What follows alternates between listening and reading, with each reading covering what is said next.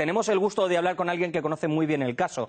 En este momento vamos a hablar con el que fuera cónsul de Ecuador en Londres en el periodo en el que Julian Assange gran parte permaneció allí. Hablamos con Fidel Álvarez. Fidel, muchísimas gracias por estar con nosotros. En primer lugar, una polémica. Se habla de que Ecuador ha tenido su soberanía para quitarle esta ciudadanía a Julian Assange, mientras que hay otra polémica en la que se debate si la policía británica ha entrado en la sede diplomática arrebatando esa soberanía a Ecuador. Se decía ayer desde el Parlamento ecuatoriano que no era así. Cuéntanos un poco cómo lo ves tú. Bueno, mi saludo para toda la audiencia. Con esa pregunta en concreto, la respuesta es muy rápida y directa.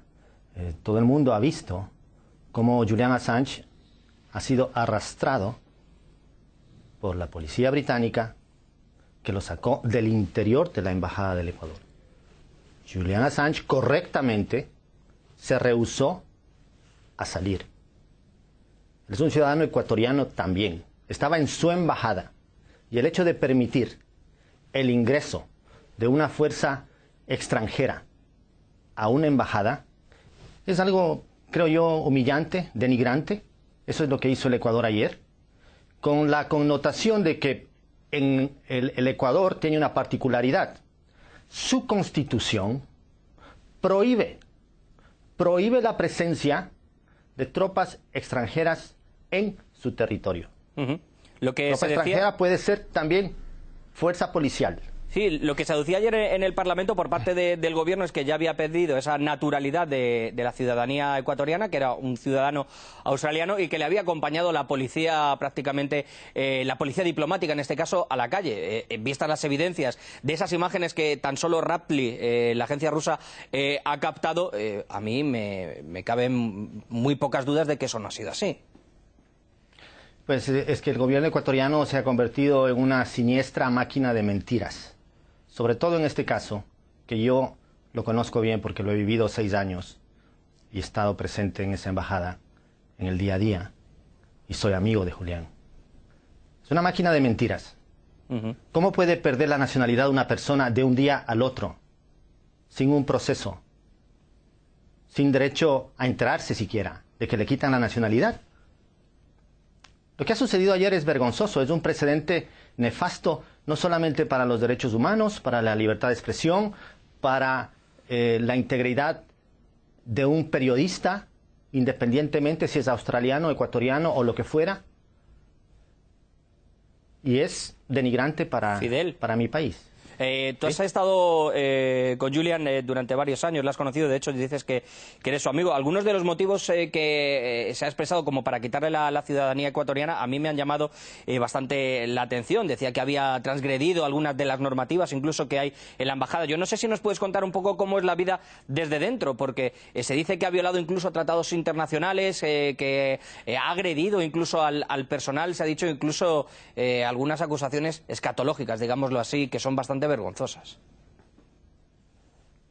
Sí, que además son absolutamente falsas, o distorsionadas, o exageradas.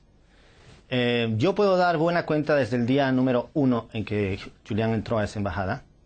A esta altura él debe tener algo así como 2.500 días y noches permaneció en nuestra embajada.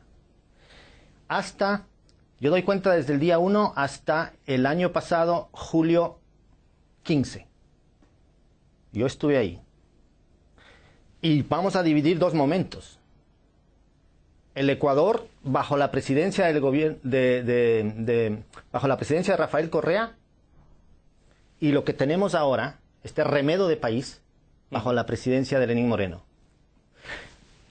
Mientras yo estuve ahí, la estancia de Julián era de respeto, de mutuo respeto, siempre, de todos los funcionarios diplomáticos, los funcionarios administrativos hacia Julián y de Julián hacia ellos. Fidel. Y yo estoy retando públicamente, lo hago en cada intervención que hago porque esto es algo que el Ecuador necesita saber, y la ciudadanía en general. Yo reto a cualquier funcionario que haya estado los 6 primeros años a que diga si alguna vez Julián Assange le faltó al respeto. De allá para acá, es otra cosa. Yo no estuve, pero lo entiendo que la estrategia del gobierno fue de hostigar, de provocar, de hacerle la vida imposible a Julián para que él se quiebre y por su propia voluntad salga de la embajada, algo que fracasó. Fidel, si es que ahí hubiese...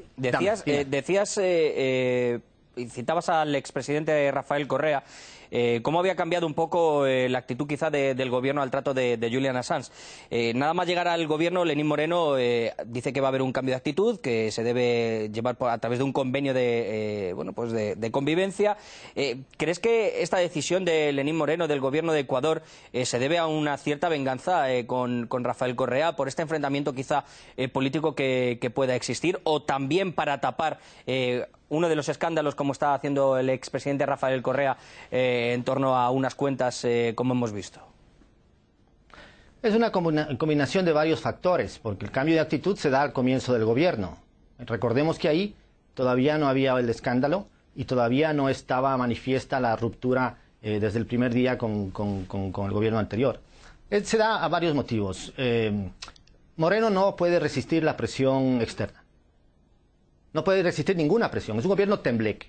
No puede resistir la presión de Estados Unidos, que quiere la cabeza de Julián. Siempre supimos de eso. Esa es la razón del asilo. Y ayer se comprobó que siempre estábamos en lo correcto. Hay una orden de extradición para Julian Assange para juzgarlo por actividad periodística. No resiste la presión extranjera. Tiene sus propios prejuicios. No entiende qué es Wikileaks y qué es Julian Assange. Se refiere a él como un hacker.